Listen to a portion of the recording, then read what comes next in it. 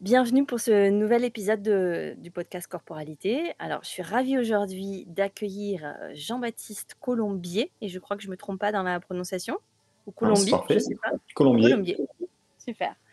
Donc, tu es kiné du sport à Biarritz, plus spécifiquement kiné de la danse, si on peut dire ça. C'est Mhm. spécialisé dans les danseurs. Et on va parler de plein de choses super intéressantes aujourd'hui. Euh, donc, je te laisse te présenter, ce sera le plus simple pour qu'on rentre dans le vif du sujet assez rapidement. Ben oui, écoute, merci de me donner la parole. Donc, du coup, comme tu disais, je suis kinésithérapeute. Je suis spécialisé en danse. Donc, du coup, je ne vois que des danseurs à longueur de journée. Et en même temps, je fais aussi de la reprogrammation neuromotrice. Voilà. Donc, je travaille sur Biarritz, j'ai mon cabinet. En même temps, je travaille avec plein de compagnies de danse différentes. Donc, on peut citer le Malandin Ballet Biarritz, on peut citer Bilaka, en compagnie professionnelle. Après, il y a un junior ballet avec qui j'aime beaucoup travailler, l'ABM, qui travaille en classique. Et ensuite, après, je vois beaucoup d'intermittents du spectacle, en contemporain, en cabaret, en hip-hop aussi. Voilà, avec ça, j'ai la chance de pouvoir intervenir aussi dans des conservatoires de danse, dans d'autres écoles de danse. Voilà, et puis après, ben, d'autres personnes, d'autres élèves ou d'autres danseurs un peu plus amateurs qui viennent me voir, avec qui j'ai beaucoup aussi de chances de travailler. Voilà, donc du coup, ça me donne une patientèle très riche, très variée. On a la chance d'être au Pays Basque, là, dans une région très riche en danse. Oui, On ouais, avait, c'est ce que tu me disais. Il y a plein de voilà, compagnies différentes, c'est c'est très ça. dynamique la région. Et en Ouais. plus, on a aussi tout ce qui est danse traditionnelle basque aussi, qui est Hein. culturellement, c'est quelque chose de très fort. Donc on a la chance de travailler avec tout ce monde-là. Avec des choses assez physiques dans les danses traditionnelles aussi. J'ai connaissance, ça saute beaucoup dans les danses traditionnelles basques. Oui, Et bah, c'est ça, après, il y a c'est-à-dire qu'on ces pyramides, des choses comme ça. voilà, on utilise beaucoup les jambes et beaucoup moins les bras, et donc du coup on a des pathologies très spécifiques là-dessus. Voilà, donc ça fait partie de mon travail. Alors, quand on a un petit peu préparé, moi, ce qui m'a, premièrement un peu interpellée, c'est comment toi, qui est pas forcément, d'une 1re profession, d'un lien particulier avec la danse, tu as atterri là? Qu'est-ce qui t'a appelé vers la prise en charge des danseurs? Alors moi, c'est vrai que je suis pas du tout issu du monde de la danse. C'est-à-dire que à l'origine, je viens beaucoup plus du monde du rugby. Au départ, je travaillais vraiment avec les rugbyman ou Biarritz Olympique. Et en fait, à un moment donné, j'ai eu envie de changer un petit peu d'espace, d'horizon et tout. Je me suis intéressé au handball, ou à la pelote basque et tout. Et il y a un jour, une danseuse est venue me consulter. Et je trouvais ça hyper intéressant, hyper particulier.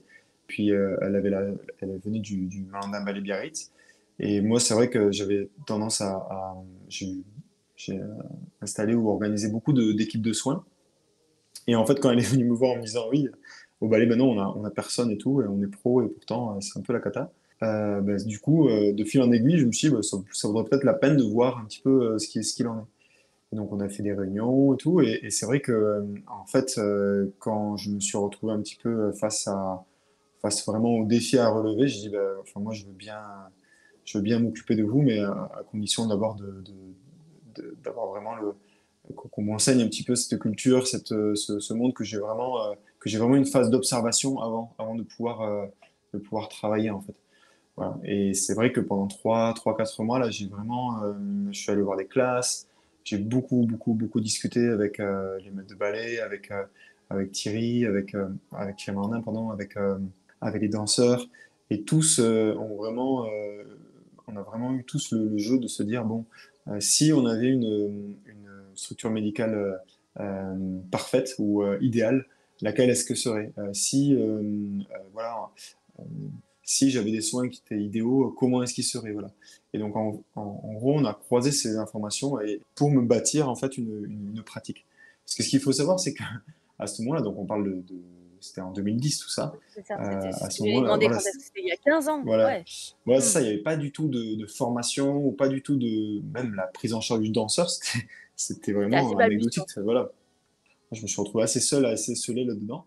là aussi, en fait, avec du recul, c'était un peu une chance, dans le sens où le sens, ben, ça nous pousse ben, à nous dépasser. Et puis moi, même en disant, bon, ben, il n'y a personne qui m'apprendra, donc du coup, ben, je vais apprendre tout seul, je vais aller faire des cours de danse, je vais filmer, je vais aller voir des ballets. J'avais jamais vu aucun ballet, en fait, hein. Donc, je partais vraiment de Ouais, très très c'est bas, quoi. apprentissage de zéro, quoi.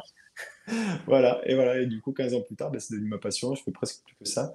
Et même, je m'enrichis chaque jour encore grâce à ça. Et en plus de ça, ça a donné, enfin, on en reparlera peut-être plus tard, mais aussi une dynamique de recherche et de développement, en fait, en se disant, OK, ben, en fait, si on veut vraiment mettre des choses pratiques en place, eh ben, il faut vraiment inclure les danseurs, il faut inclure les chorégraphes, il faut inclure les maîtres de ballet, les professeurs, les parents aussi dans les écoles.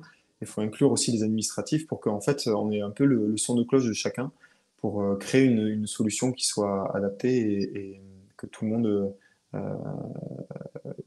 qui puisse bénéficier à tout le monde. Mmh. Ouais, Voilà. parce qu'il faut comprendre que dans la danse, enfin, moi, c'est du milieu d'où je viens. Moi, j'étais au Conservatoire national Mhm. de Paris, il y a quelques bonnes décennies. Et à l'époque, il y avait une prise en charge, il y avait un kiné qui était là, mais on n'avait pas de prévention, on n'avait pas de préparation physique, enfin, voilà. C'était quand même très. Moi, j'y suis allée, je pense, en 4 ans, une fois parce que j'ai eu une tendinite. Enfin, tu vois, j'avais vraiment pas Mhm. de lien, en fait, avec le service médical. Et dans la danse, en fait, ce qui est peut-être différent de certains sports, de ce que j'en comprends, c'est que c'est très vaste le champ des mouvements qui sont disponibles et qu'on va reproduire selon les pratiques de danse qu'on a. Et puis, par Exactement. exemple, si tu travailles avec, une compagnie, selon les chorégraphes à certains moments, quelquefois, on va avoir besoin de plus, de dynamisme. À certains moments, on va avoir besoin de plus d'endurance. Alors que peut-être dans certains sports, c'est tout le temps les mêmes mouvements qui causent d'autres problèmes, hein, d'ailleurs. Ouais. La danse est un champ des possibles beaucoup plus large et du Mhm. coup, beh, comment tu prends en charge ça? Voilà. Alors, en fait, c'est très juste ce que tu demandes. C'est vrai que c'était une problématique qui est hyper intéressante et qui est très présente en fait. Finalement, en fait, il y a tellement de styles de danse différents, il y a tellement de chorégraphies différentes que, heureusement ou malheureusement, je sais pas, heureusement, on peut pas cataloguer les danseurs selon un poste ou un truc comme ça. Voilà. Même, on disait par rapport à une chorégraphie, en fonction du rôle que tu vas avoir, ben, en fait, si tu vas pas avoir du tout la même préparation, le même effort finalement. Voilà. Ouais. Voilà. Et donc, en fait, et c'est ça qui est hyper intéressant et que je trouvais par rapport au rugby, c'est que finalement, tu vas beaucoup plus te concentrer sur la personne en elle-même plutôt que sur le danseur ou sur le professionnel que tu as. Et du coup, assez rapidement, en fait, tu te trouves la nécessité de créer un bilan qui soit hyper précis. C'est-à-dire qu'en gros, finalement, la blessure, c'est qu'une entrée vers, vers la prise en charge de la personne, vers la prise en charge du danseur. En gros, il va vraiment venir chercher quel est le prochain challenge, en fait, quelle est la prochaine chorégraphie que tu vas faire. Ok, quel va être ton rôle à l'intérieur. Ok. Ensuite, quels vont être là-dedans, dans ce challenge, en fait, quels vont être tes objectifs. Tes objectifs, on pourrait les déterminer en trois types. Tes objectifs artistiques, forcément, qu'est-ce que tu peux transmettre. Ok. Et donc, du coup, qu'est-ce qui t'empêche de transmettre? Quels sont tes objectifs personnels aussi? C'est-à-dire que, en fait, si je soigne quelqu'un qui quitte là, j'en ai plusieurs là. Ben, en fait, je dois les soigner, mais je sais qu'ils vont quitter la compagnie. En fait, je vais les soigner, les préparer, non pas pour qu'ils puissent continuer dans cette compagnie, mais plutôt pour les préparer pour leurs prochaines auditions, en fait. Voilà, donc du coup, ça va pas du tout être les mêmes objectifs. Auxquels, bien sûr, ces deux types d'objectifs viennent se rajouter ben, les objectifs spécifiques à la blessure ou à la faiblesse. La blessure, c'est comme tu dis, c'est une porte d'entrée, c'est-à-dire que tu vas pas te focaliser là-dessus. Souvent, la blessure, c'est la comment on va dire la résultante d'un mauvais système en amont et c'est là-dessus plutôt que tu vas Voilà. focaliser. Ouais. Et ça, c'est vraiment la grosse évolution qu'il y a eu depuis, depuis les 10-15 dernières années dans le soin. C'est qu'en fait, avant, en fait, on était vraiment centré J'appelle ça la bobologie. Le traitement de l'effet, le traitement de ah, j'ai mal à la hanche, eh ben, il faut que tu me soignes ma hanche et en gros masse-moi la hanche et tu au on va prier pour que ça aille mieux, quoi.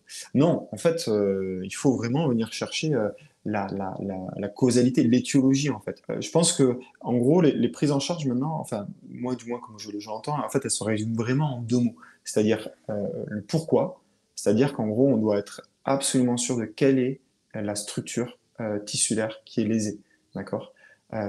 Pourquoi est-ce que j'ai mal? Voilà. Dans quel contexte, par rapport à la charge du travail, par rapport aux facteurs environnementaux, est-ce que je suis en création, en répétition, en partenaire, on a déjà évoqué un petit peu ça.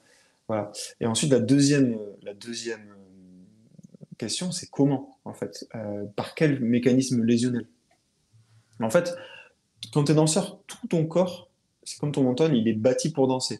Il est bâti, il a une visée de danser. Donc s'il lâche, en fait, c'est pas par lâcheté, j'allais dire, ou par plaisir, c'est que vraiment, il a une alerte, un message à te donner. Et finalement, dans la bobologie, en fait, on va effacer ce message, mais on va effacer la conséquence, mais forcément, le message, il va revenir parce que le problème, à la base, il est vraiment, il est pas réglé. Mmh. Voilà. Après moi, ce que j'observe aussi peut-être, c'est que, dans toutes les pratiques, on a ce que j'appelle moi des angles morts, tu vois? Des endroits qui sont un peu plus faibles. Je donne un exemple, tu vois? Si je suis danseur, classique ou danseur contemporain, je vais beaucoup, travailler, mon rebond, mon saut, ma souplesse, et Mhm. cetera. Mais je vais pas forcément, alors je pense que ça a un peu changé, penser à faire de la muscu, à lever des poids, à faire du gainage, à faire et donc potentiellement, on a des gens qui sont, comme tu disais, des athlètes, mais qui ont des énormes champs de lacunes sur certains points. Donc du coup, ça crée une situation globale qui est très déséquilibrée. Alors comme les gens, en plus dans la culture de la danse, il y a quand même une culture, de l'endurance à la douleur et au travail qui est beaucoup plus poussée, on va dire, moi je pense qu'en général chez les athlètes, hein. Mais les danseurs, en plus, il faut sourire quand tu fais. On peut pas Ouais, faire la dans ce sens, grimace. c'est un peu plus, ouais, c'est un peu plus. Attends, Donc juste avant ouais. d'aller dans ta question, tu as dit le mot athlète et tout. Je vais revenir là-dessus parce que moi, je considère justement pas que le danseur. En fait, tu sais, il y a une très grosse polémique qui dure depuis 15-20 ans là-dessus sur est-ce que le danseur est un sportif ou un artiste, comment est-ce qu'on doit le considérer, des trucs comme ça. Et finalement, je pense que la résolution de cette polémique, en fait, est vraiment à l'image, en fait, de l'évolution des soins, de la prise en charge des danseurs qu'on a eu ces dernières années, où, en fait, on a tout le monde, en gros, le monde des professionnels de santé avait tendance à considérer le danseur comme un sportif, comme quelqu'un dont le corps devait passer avant tout. Et donc, du coup, nous, on avait ce corps-là à soigner et vraiment à faire performer. Voilà. Et le danseur, au contraire, lui, il se considérait beaucoup plus comme un artiste où finalement, c'était le message qui devait passer, quoi qu'il en coûte, quelle que soit la douleur, quel que soit le support sur lequel, le support, je parle de vraiment même le support de son corps qui passe. Et je crois que c'est vraiment un point sur lequel on a eu du mal à s'entendre. Et finalement, on se retrouve par le fait de se dire que voilà, en fait, non, vous n'êtes pas des sportifs, vraiment, vous êtes beaucoup plus que ça, vous êtes beaucoup plus que des athlètes. En fait, les danseurs sont vraiment des athlètes de l'émotion, en fait. Et donc, en fait, on peut plus considérer un geste, on peut plus considérer, tu vois, quand moi je travaille avec mes danseurs, ben, je peux pas, tu vois, tu me parlais de musculation et tout comme ça, mais en fait, il faut venir chercher il y a un sens en fait à venir chercher, il y a un sens à venir apporter au mouvement, un sens à apporter à la force et qui va venir servir le propos artistique derrière. Voilà, donc du coup, voilà, on bâtit un corps comme moi j'aime beaucoup le mot support en fait, support de ton expression. Voilà. Et en faisant ça, on se rejoint plus, et on se comprend mieux. Donc du coup, là, à ce moment-là, en effet, on pourra proposer des exercices de renforcement. Et encore, comme on a vu, c'est vraiment le renforcement a vraiment une autre signification en danse que, par exemple quand je travaillais par exemple en rugby. Voilà. Voilà. Et donc, du coup, pour te répondre sur le renforcement, c'est vrai que c'est pas quelque chose que le danseur fait relativement spontanément. Moi, c'est vrai que quand j'ai commencé, j'étais assez sidéré de voir. En fait, j'ai vraiment fait un grand écart, hein. C'est-à-dire que avant, le rugby, c'est-à-dire Le qu'on rugby et la on danse, c'est sûr s'échauffait, que voilà, on s'échauffait, on faisait 5 pompes, on faisait 3 sprints, on se rentrait gentiment dans le museau l'un de l'autre, et voilà. Et puis après, c'était parti, on pouvait se mettre à jouer en fait. Voilà. Et en danse, voilà, les premières classes que je suis allé voir où je voyais tout le monde s'étirer, je dis mais qu'est-ce qu'ils font un étirement juste avant un effort, mais c'est c'est terrible. complètement Bah, on le sait antiproductif, maintenant voilà. scientifiquement, hein, que le stretch, avant un effort physique est extrêmement Mm. délétère. Mais les Exactement. danseurs, on a tellement été éduqués, on commence le cours, on se met par terre, on étire nos jambes et cetera et Mhm. après tu veux sauter, mais ça fonctionne juste pas du tout. Ça fonctionne, c'est pas ce qui ça fonctionne, mais c'est pas ce qui fonctionne le mieux. Voilà. Pourtant, tu vois, mais moi, c'est fou parce que même moi, le premier, en sachant tout ça, quand je prends mes cours de danse, la première chose que je viens faire, que je vois et spontanément que je vais faire en échauffement, eh bien, je vais venir chercher, alors je n'appelle pas ça mes étirements parce que sinon, je, j'ai mon petit moi intérieur qui me dit non, c'est pas ça, mais je viens travailler une mobilité, et je viens travailler mes amplitudes articulaires parce que je sais que je vais en avoir besoin. En fait, ce qu'il faut arriver à comprendre, c'est que euh, en danse, on se blesse en gros, pour une raison assez simple, assez radicalement opposée par rapport à monsieur et madame tout le monde, c'est on se blesse très souvent parce qu'on est trop souple. C'est notre excès de souplesse, de laxité, qui va créer la blessure. Alors que chez monsieur et madame tout le monde, c'est le contraire. C'est-à-dire parce que je suis trop raide que ben, je dois pousser dans mon amplitude et du coup, ça me crée mes lésions. Voilà.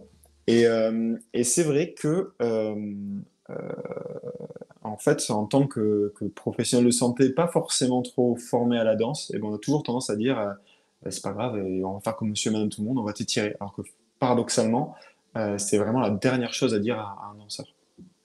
Le Ouais. danseur, en fait, il va tellement loin dans ses amplitudes que lui, il a besoin de stabilité. Il n'a pas besoin d'étirement, il a besoin de stabilité.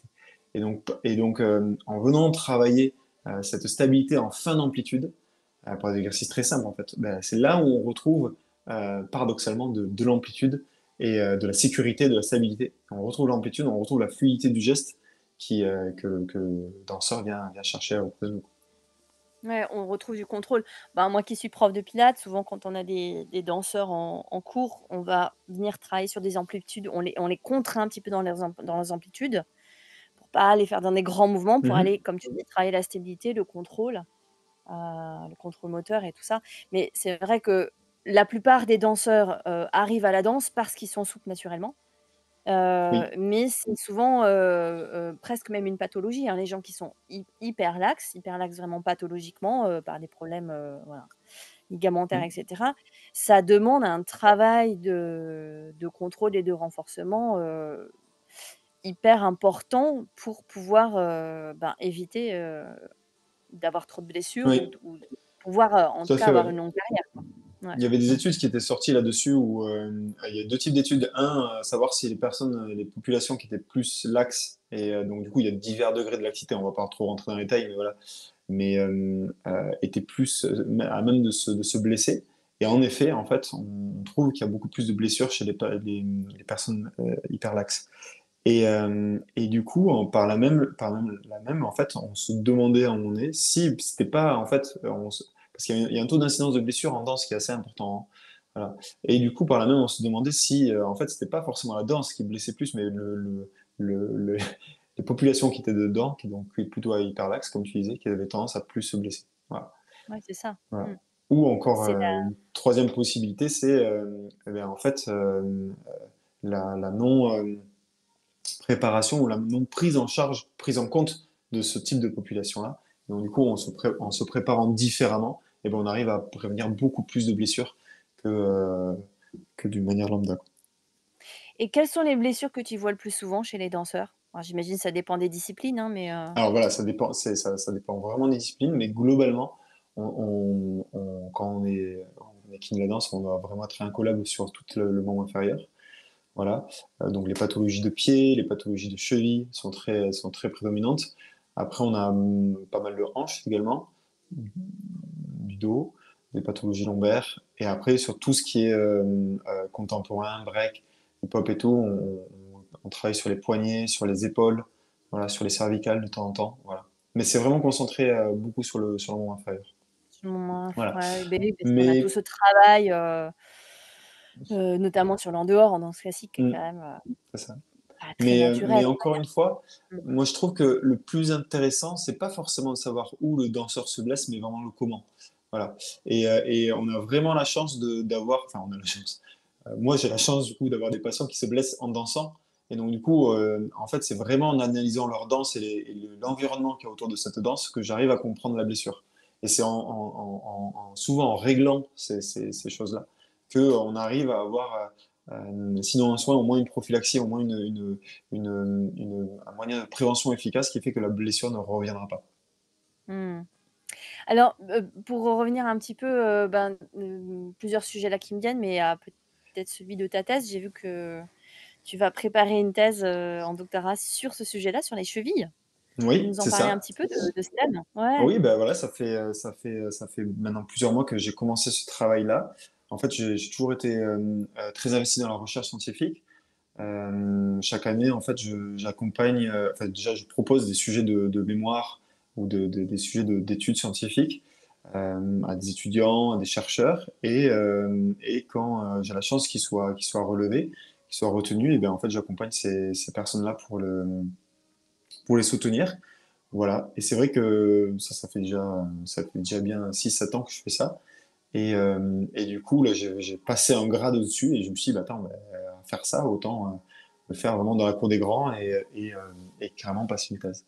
Voilà. Donc, du coup, la thèse, elle va concerner l'instabilité chronique de cheville chez les danseurs, donc du coup, dans les danses, dans différents types de danses. Voilà. Je vais la faire avec l'université de Wolverhampton en Grande-Bretagne.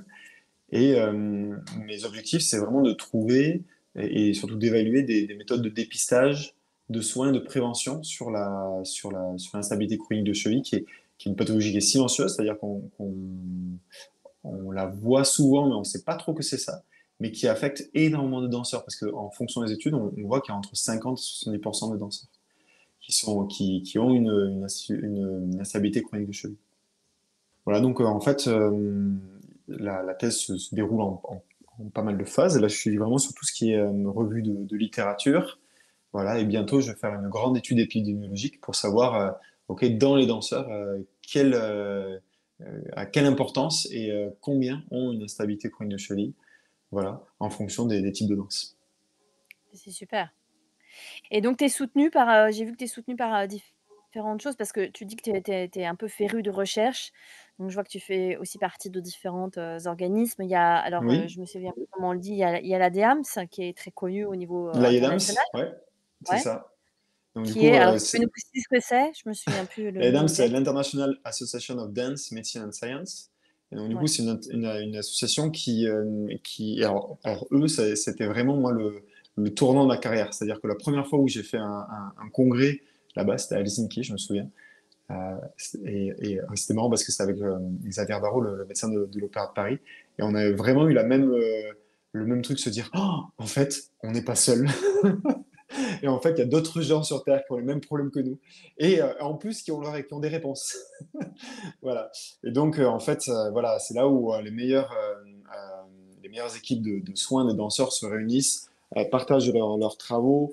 Euh, voilà, il y a beaucoup de professeurs de danse aussi qui viennent montrer vraiment ce qu'ils ont, les pistes sur lesquelles ils travaillent actuellement et tout. Et c'est d'une inspiration, c'est incroyable. Voilà. Alors c'est difficile à y aller parce que en fait c'est souvent aux États-Unis ou sur d'autres continents, mais vraiment c'est incroyable. C'est vraiment un game changer dans une vie professionnelle. Ouais. Voilà, donc il y a eux. Il y a ensuite il y a l'Institut de danse santé qui me soutient. Donc du coup c'est une association dont je suis cofondateur. Donc c'est un Living Lab, c'est-à-dire que c'est une association qui vise à développer et à diffuser des solutions pratiques aux problématiques des danseurs.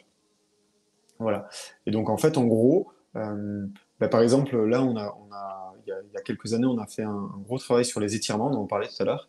Et donc, du coup, au lieu de répondre assez scolairement à est-ce qu'il faut se tirer, oui ou non, ou quand, en fait, on a plutôt fait une équipe en fait avec du coup, avant tout des danseurs qui étaient vraiment au cœur de leur solution, de leur création de solutions, des professeurs de danse, des professionnels de santé, euh, et des pédagogues également.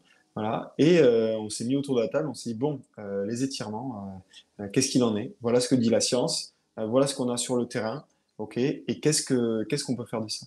Voilà. Et donc, du coup, on a des solutions du coup, qui sont beaucoup plus, comment dire, pratiques, en fait, et adaptables. C'est-à-dire qu'en effet, le, la science va nous dire, sur le papier, c'est plutôt pas une bonne idée de s'étirer, c'est pas efficace. Néanmoins, sur le terrain, eh ben, on sent qu'on a le besoin de s'étirer, ou alors on a besoin de mobilité. Donc du coup, en détricotant ça, comme on disait tout à l'heure, en fait, on arrive à trouver d'autres solutions qui sont, je trouve, beaucoup plus créatives qui nécessitent ou qui valent la peine que d'être diffusées ensuite. Voilà, et Je chaque trouve année, du ça coup, ouais. génial l'idée, que ça soit, sur une équipe qui mette ensemble, plein de points de vue différents. C'est-à-dire les pratiquants, ceux qui potentiellement détiennent, le savoir, tu vois, plutôt scientifique, les pédagogues qui vont transmettre et que tout le monde, en discute. Parce que je pense que quelquefois quand, il y a une connaissance qui est là et elle descend de façon, tu vois, un peu pyramidale et elle est pas forcément comprise, elle est pas, intégrée, en fait, par tout le monde. Je trouve ça assez intéressant cette démarche et donc c'est des colloques que vous organisez, c'est ça? C'est des temps où Voilà. vous avez de Et recherche? ben, en fait, tu vois, ce système de recherche qu'on appelle transversal, à contrario de pyramidal, on s'aperçoit que elle est beaucoup plus riche et beaucoup plus créative tu vois, à la EDAMS, il y a beaucoup d'équipes qui font ça de manière pyramidale. Et en fait, on voit que leur point le plus négatif, finalement, c'est l'acceptation. Alors, je sais pas si on peut dire l'acceptation, mais le fait que euh, la participation, que les danseurs participent ou acquièrent les outils qu'ils développent. Voilà. Et donc, en ayant ce système de Living Lab, en fait, on a des solutions qui, dès le départ, sont construites sur le terrain, en fait, et par les danseurs, et donc, du coup, qui sont beaucoup plus acquises, en fait, voilà, là-dedans. Voilà. Et donc, du coup, voilà, et en fait, tu vois, comme on disait au départ, ça reflète vraiment l'état d'esprit, moi, avec lequel j'ai commencé à m'occuper de danseurs, en se disant que de toute façon, moi, je sais rien. Voilà, j'ai vraiment tout à apprendre et j'ai pas mal à réfléchir aussi. Voilà.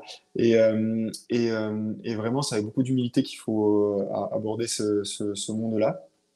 Et justement, en fait, finalement, c'est vraiment par l'échange qu'on arrive à trouver des solutions et à trouver des sorties vers le haut, en fait. Voilà. Voilà. Et du coup, à l'Institut de la santé, on garde cette philosophie et même tu vois, chaque année, on organise un forum et l'idée, c'est vraiment ça, c'est vraiment de se dire, bah, on ne veut pas avoir des cours magistraux discernés par les professeurs ou voilà. On veut en fait plutôt des tables rondes où tu vois, bah, cette année, les, les thèmes, ça sera le centre, tu vois, et les différents régimes alimentaires. Et donc, en fait, le centre, je peux trouver 15 danseurs, ils vont avoir 15 définitions différentes. 15 professeurs de danse, ils vont avoir 15 définitions différentes. Et les professionnels de santé, bon, eux, ils en auront peut-être moins, mais voilà. Et donc, du coup, mais par contre, c'est vraiment ce croisement de ces notions qui bénéficie à tous, en fait. Voilà. Mmh. Voilà. Voilà. Et en plus, on fait ça dans le cadre du temps d'aimer la danse. Là, c'est ce 5-6 septembre prochain, je crois. Donc, du coup, le soir, on voit les spectacles. Donc, du coup, on a le croquant et le gourmand. Voilà. Mmh.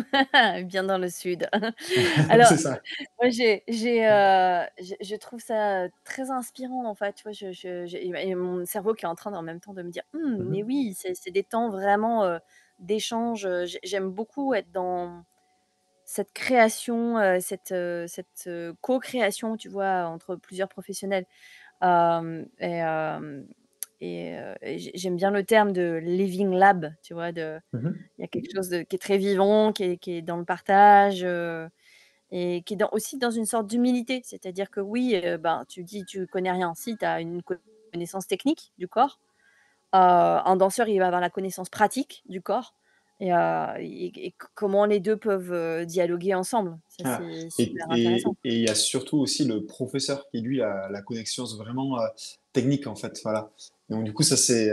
Voilà, les meilleurs soins, je trouve, c'est vraiment ça. C'est quand on arrive à former une espèce d'équipe, là, entre le professionnel de santé, le danseur et et le D'accord, oui. professeur de danse. Voilà. Voilà. Mmh. Et là, normalement, avec ça, rien ne nous résiste, quoi. Voilà. Super. Ouais, Alors, et ça, tu vois, c'est des choses aussi qu'on enseigne, tu vois. C'est-à-dire qu'en fait, on est toujours confronté à ce manque de connaissances et tout au niveau des professionnels de santé, au niveau des profs de danse. Et du coup, l'Institut de la santé, il organise des formations là-dessus, des formations professionnelles, là, sur le coup, tu vois. Donc, généralement, la plus connue, c'est celle sur les principes de prise en charge médicale du danseur. Mais après, on fait aussi sur la préparation physique, la psychologie, euh, les, les- la maternité, la gestion de la maternité quand tu es danseuse. ouais, j'ai Voilà. vu ça, que tu m'as écrit ça. C'est super intéressant parce que je pense que c'est un vrai sujet. Enfin, moi, à l'époque où je dansais, après j'ai été enceinte et en fait, j'ai arrêté de danser à cette époque-là, quand j'ai eu ma fille. Mhm. Heu, mais c'est un vrai sujet parce que ça bouge énormément de choses. C'est pas vraiment, une pathologie, c'est pas une blessure, mais c'est quelque chose qui doit être pris en charge et qui globalement, reprend tout. C'est-à-dire, tout ce qui va être alimentation, psychologie, Oui. physique, et cetera. Ouais. Voilà, ça fait un peu le tour de De tes mon côté couteau compétences. suisse, de mes compétences, voilà.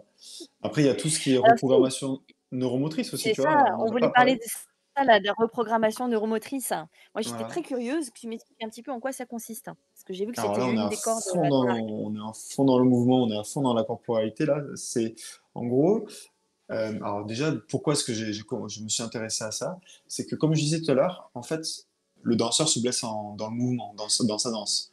Donc en gros, il faut arriver à décortiquer comment est-ce qu'il se blesse, donc dans quel est par quel le geste est-ce qu'il va se blesser, et du coup, comment est-ce qu'il va prendre le geste? Comment est-ce qu'il prend ce geste-là et qui va être, on appelle ça un geste pathogène. Bien souvent, en fait, le geste, c'est plus un réflexe. C'est-à-dire qu'on va dire, ben voilà, fais un retiré, se dégager, tu vois, voilà. Et en fait, sur ce retiré, le danseur va le prendre d'une certaine manière, qui va à la longue créer une pathologie. Et quand on le voit en kiné, on soigne l'effet, la structure, comme je disais, qui était lésionnelle. Et après, quand on essaie de faire en sorte que ça ne revienne pas, on se tourne vers le professeur de danse en lui disant, mais ok, ben, il fait ça par là, est-ce que tu penses que c'est juste? Oui, non. Et le prof de danse va nous dire, ah ben non, je pense qu'il gagnerait plus à faire comme ça. On trouve une correction qui est parfaite et tout, et on lui dit, c'est bon, mon grand, retourne dans ta classe et fais ce geste-là, et tu verras, ça ira beaucoup mieux. Chose qu'il ne fait absolument jamais, parce que c'est trop compliqué, c'est trop complexe. C'est une correction qui demande beaucoup de charges cognitives et tout, et finalement, voilà. J'en ai eu deux qui ont réussi à le faire, et en fait, et le fait qu'en fait, ils aient encore l'ancien schéma moteur réflexe, ils ont dû se battre contre cette habitude, se battre contre cet apprentissage. Et généralement, les deux qui y sont arrivés, ils y sont arrivés au bout de 6 à 9 mois. Voilà. Donc du coup, c'est pas, Très long. c'est trop Ouais, long, c'est beaucoup trop long. ouais. Voilà. Et donc du coup, je me Moi, suis intéressé à. ça me fait penser à des situations avec des musiciens. J'ai déjà moi, Mhm. j'étais beaucoup, autour de musiciens et il y avait quelquefois des façons de prendre l'instrument, Voilà. qui, au long des années, avaient créé des pathologies, mais vraiment graves, où la personne ne pouvait plus Mhm. jouer. Il faut qu'elle réapprenne tout du début. Faut que imagine Exactement. un musicien qui a joué comme ça depuis 20 ans, il faut qu'il reprenne sa technique différemment du début. C'est comme s'il réapprenait. Ça C'est peut prendre ça. quelquefois 1 an, c'est-à-dire que pendant 1 an, tu peux plus travailler, enfin, c'est assez catastrophique. Enfin, c'est Oui. très dur. Et on voit ça, on voit ça beaucoup, surtout dans les pratiques longues où finalement, avec le surentraînement, avec la fatigue et tout, on développe des raccourcis gestuels qui sont plus efficaces sur le moment en mode, voilà, je me sauve. plutôt que sur le long terme. Voilà. Et du coup, pour ancrer, en fait, donc toute la question à ce moment-là, c'était d'ancrer c'est la correction. Donc du coup, là, je me suis tourné vers plein de méthodes de reprogrammation neuromotrice, voilà, par la visualisation, enfin, j'en passe, voilà, mais aucune m'a donné vraiment de satisfaction. Jusqu'au moment où j'ai eu une démonstration de la méthode Alian, et, euh, et en fait, je me souviens très bien, je m'étais fait mal, je m'étais fait une grosse entorse en trail. Et j'ai été dit, bah, écoute, reprogramme la cheville pour voir si ça peut marcher. En me disant dans ma tête, écoute, je vais faire vraiment le patient pénible, je vais faire vraiment le patient qui veut pas se faire soigner pour voir si ça marche. Et malgré ça, malgré ma mauvaise volonté et tout comme ça a marché. Et donc, du coup, et vraiment à sentir vraiment le geste totalement corrigé et vraiment le geste réflexe, enfin, la gestuelle réflexe. Voilà. Et je pense que la clé de ce protocole, voilà, c'est vraiment l'effacement du mauvais schéma moteur de base. Voilà. Ah, De ça manière à fonctionne ce comment? que. En fait, généralement, ça se fait en deux séances. La première séance sert de bilan, où on fait beaucoup de tests, euh, d'évaluations pour savoir exactement quel est le geste qui est pathogène, pourquoi est-ce il est comme ça, il est pris comme ça. Et ensuite, on crée, et donc du coup, si la méthode va être appropriée ou non, et ensuite, on crée une correction, donc volontaire au départ, qui doit soulager radicalement, enfin, au moins significativement les douleurs. Voilà. Et quand on l'a, on se dit, OK, très bien, tu travailles sur ça, et pendant une semaine, moi, je vais te demander de vraiment faire le distinguo entre mon schéma moteur réflexe pathogène, donc celui qui clairement me fait mal, te tangent de la douleur, et ta correction, ton schéma moteur réflexe corrigé. Voilà. Et quand tu vas revenir, tu vas pouvoir être allongé sur la table, et moi, je vais te dire, OK, rappelle-toi de ce que tu faisais mal, très bien, et au contraire, rappelle-toi de ce que tu faisais mal, et grâce à des sons basse fréquence, je vais être capable, moi, de d'effacer durablement cet ancien schéma moteur et à la place de remettre, de reprogrammer, voilà, ça fait un peu un ordinateur comme ça, mais on reprogrammait une gestuelle correcte. Voilà. Et du coup, la personne se lève après, et c'est assez fou. Moi, j'aime beaucoup ce moment-là où on voit dans les yeux en disant waouh, ça le fait tout seul, qu'est-ce qui se passe? Voilà. Et une fois qu'on a ça, une fois qu'on a ça, on ancre cette correction dans toutes les gestuelles de la vie quotidienne, de la danse. Voilà. C'est avec des sons, des choses qui sont collées comme ça sur toi, ou sur le Non, cerveau ou sur c'est dans des ondes sonores. Donc, du coup, on l'a sur les oreilles. On a un casque sur les oreilles. OK. Voilà. OK. Voilà. Ça paraît OK. assez fou comme ça, mais Très ça intriguant. marche très bien. J'aimerais, et Oui. c'est qu'en 2 séances? C'est qu'en 2 séances? Voilà, en deux séances. Voilà. Généralement, c'est ça. Voilà. OK. En gros, je vais aller plus loin. Donc, du coup, en fait, les ondes basse fréquence, ça stimule, en fait, ces ondes de basse fréquence-là, ça stimule la formation réticulée. C'est une formation derrière le cervelet, là, sous le cervelet, qui est responsable de l'apprentissage moteur. Donc, en fait, quand on visualise un mouvement parfait, ou au contraire l'absence totalement de ressenti ou de mouvement, on est capable d'effacer dans un premier temps un mauvais schéma moteur. Et ensuite, quand on réimagine, quand on revisualise le mouvement parfait comme on aimerait qu'il soit avec les bonnes sensations et tout, les bonnes émotions qui vont avec, mais en fait, ce schéma moteur-là s'ancre grâce à ces ondes sonores basse fréquence. Incroyable. Donc ça s'appelle, tu as dit Aliane, mais je mettrai le nom, Aliane. ouais. Ouais. OK. J'avais jamais entendu parler de ça. C'est étonnant C'est assez, parce que c'est assez novateur. ouais, Hein. C'est une méthode française déjà. Et on n'est pas très nombreux à faire ça. On doit être 200 ou 300 en France à faire ça. Mais il y a vraiment, il y a beaucoup d'études scientifiques qui sont en train de sortir sur les AMI. Donc c'est les arthrogenic muscle inhibition. En fait, suite à des opérations, on s'aperçoit notamment par rapport aux croisés, on s'aperçoit que on a une inhibition, on appelle ça une sidération par exemple du quadriceps, et le muscle en fait ne répond plus. Et mmh, grâce à cette méthode Aliane, en fait, on arrive à redonner un réflexe de contraction volontaire important à ce muscle-là. Voilà. Donc du coup, ça commence à être bien décrit et bien prouvé scientifiquement. Voilà, mais encore, il y a encore pas mal de chemin à faire, mais Ça, c'est à nous de le faire. Mais je vais aller chercher ça moi, parce que j'ai des problèmes Mhm. de genoux un peu récurrents et qui se trimballent vers mes chevilles et tout ça, donc c'est étonnant. OK. Parce que dans le Mhm. pilates, moi, je travaille beaucoup avec cette notion de stratégie de mouvement, tu vois? Qui est efficace, non Oui, efficace et comment on va rééduquer, en fait, une nouvelle stratégie de mouvement c'est ça, et douloureux, souvent, pas douloureux. ça prend beaucoup de temps, en fait. C'est Vraiment, ça ça. prend le chemin de la conscientisation, la répétition et cetera, voilà. Tu travailles aussi en tips. En tips, c'est assez intéressant aussi à faire. Les tips, c'est les petits. C'est-à-dire que, en gros, donc, du coup, parlant de ton genou, en fait, bah, tu viens faire un mouvement qui te fait mal d'habitude. Je sais pas moi, descendre les escaliers peut-être ou le monter. Mmh. Ouais, plutôt Ouais, descendre, descendre. Plutôt ouais. descendre, Mmh. très bien. D'accord? Et en fait, tu vas explorer cette descente des escaliers en te disant, OK, très bien. Si je mets mon poids du corps plus vers l'arrière, est-ce que ça me fait mal? Est-ce que je mets mon poids du corps plus vers l'avant? Est-ce que ça va me faire moins mal? Est-ce que je sens que j'ai mon pied qui essaie de rentrer, qui essaie de sortir? Voilà, tu fais plein de tests comme ça. Voilà. Et à un moment donné, tu vas te dire, ah ben, tu vois, si je prends comme ça me ferait moins mal. D'accord? Donc, du coup, en fait, comme tu me disais là, t'as ton mouvement optimisé ou corrigé, on va dire. Tu vois? Voilà. Et ensuite, derrière, tout l'enjeu, c'est d'arriver à l'automatiser, tu vois. Et, voilà. Mmh. Et donc, quand on n'a pas la méthode Aliane, moi, sur quoi j'étais resté, c'était sur le tips. C'est se dire, OK, je vais pas perdre du temps à me dire, OK, il faut que j'ai mon poids du corps qui soit exactement sur le deuxième métatarsien. Il faut que j'ai ma hanche qui soit comme ça, qui soit comme ça.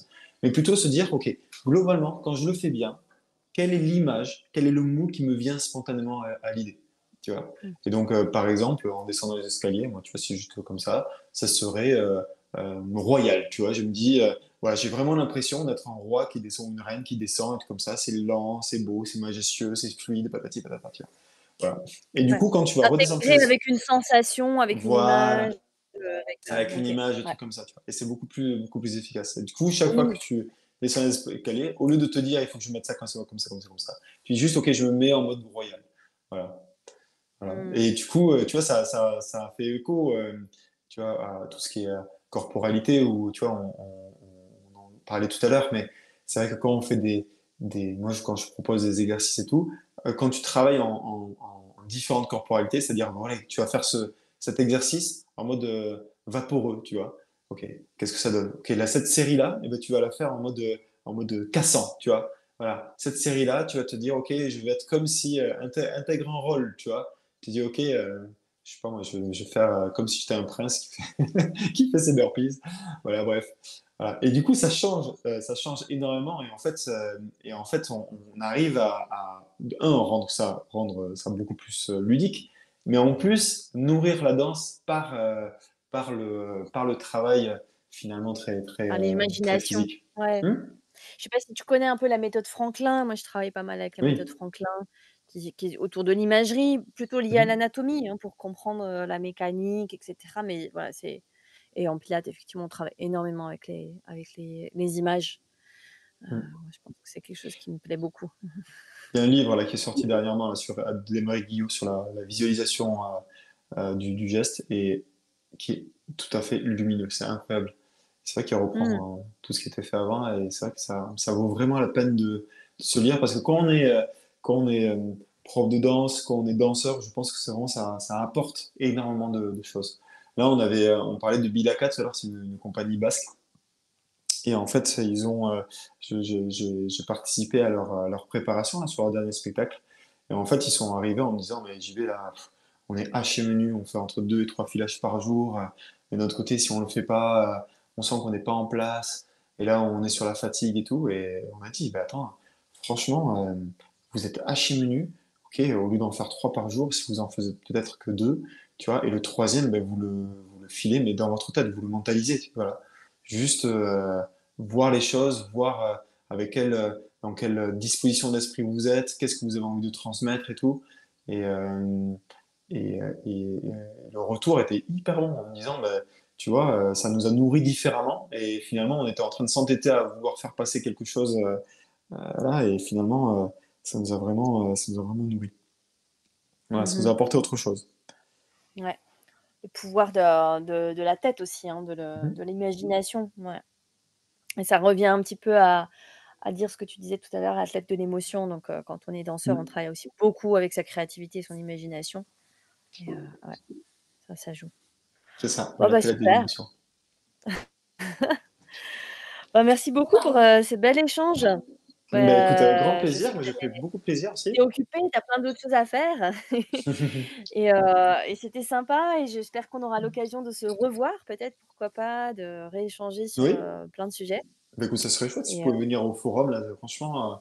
En plus, avec plaisir. on a des professeurs de pilates, des trucs comme ça qui viennent dessus parce que ça parle aussi, tu vois. Et voilà, et je pense que c'est bien d'avoir tu vois, on est tous des passionnés du mouvement, tu vois, et ça vaut vraiment la peine c'est vraiment en ayant les lumières un peu de chacun et tout, qu'on arrive à avoir une vision un peu globale et belle, en fait, de notre profession et des personnes avec qui on travaille.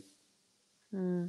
Bah, écoute, merci beaucoup pour ton partage, un partage de cet enthousiasme et de cette passion et puis, bah, ouais, je viendrai avec plaisir. Génial. Eh ben, Merci c'est bon, du beaucoup. coup, avec grand plaisir. Je t'embrasse, salut.